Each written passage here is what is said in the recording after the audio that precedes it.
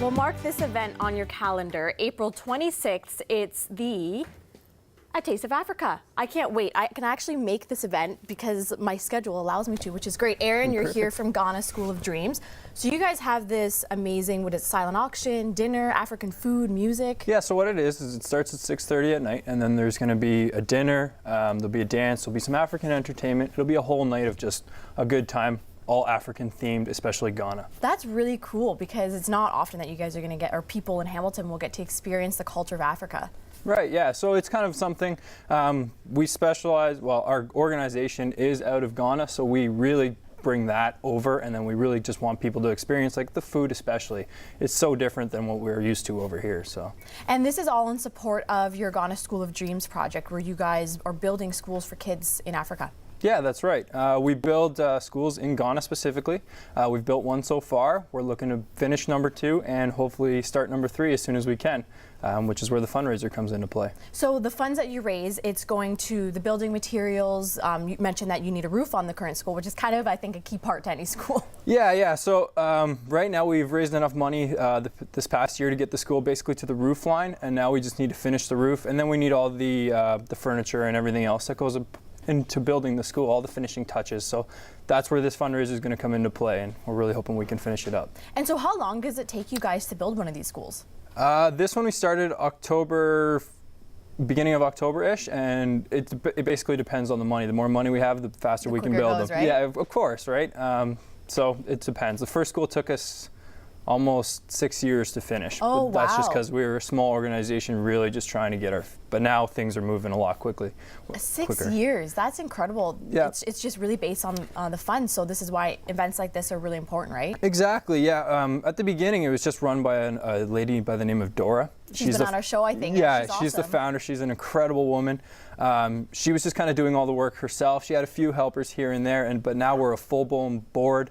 We're working towards getting our nonprofit status. We're moving so fast now, and Yeah, we want to build these schools as quickly as we can because they really do need it over there. And did you go down to help build the schools? Have you been a few times? Yeah, I went over in October. I went down for 3 weeks. I dragged my dad and Dora along with me.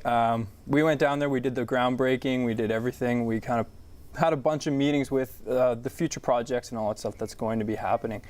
We also were over there talking to the school board to make sure we're working in conjunction with them rather than us just doing our own thing and them doing their own thing. And I guess it's one thing to talk about building these schools, but for you to actually go down there, and did you get to meet the kids that these schools were going to be for or anything? Yeah, of course. I mean, you get to spend a lot of time with the kids when you're there, and it was quite an experience to see a lot of those kids. I mean, really makes a difference, though. When it does, see yeah. The faces, right? It really just brings it home. Like, you kind of realize that, hey, this is actually affecting people rather than, oh, we're just sending money over to Africa. It really is. And the cool thing about our organization is because we're small, we're tight-knit, all the money that we possibly can goes towards building the schools. There's no, levels or anything like that. So when you see that you're spending $10 and, it's actually building a cement block, and you can see that, and then you can see the smile on the kid's face. It's just such a wonderful feeling for me and the people that I went with to experience. Yeah, you can really make the connection between the two, whereas you go to fundraisers like this, you can spend, $20, $50, however much you want to spend,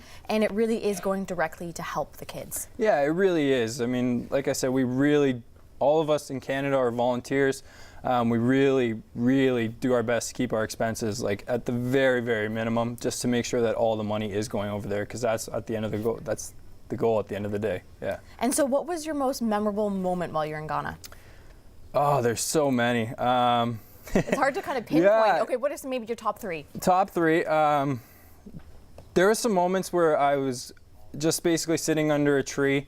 And I was watching my dad just being surrounded by all these kids, and that's one of my favorite moments. Oh, I mean, I got to see my dad in a whole new light.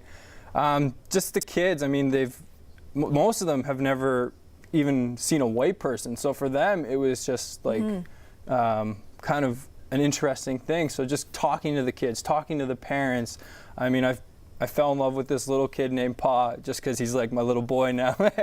And so I got to talk to his dad, and I got to kind of see what life is like at home. And like that, the whole experience to this day is still resonates with me. It really must change your life, change your entire, like you go there and then when you come back, you really look at the culture we have a little bit differently. You must. You do, yeah. You get a kind of different appreciation for things. You understand kind of the necessities of life more rather than, the lavish lifestyle. So it was really an eye-opener in a lot of ways, yeah. I think it would be just an incredible experience to go there and put kids into these schools because they may not get the chance ever to go to school.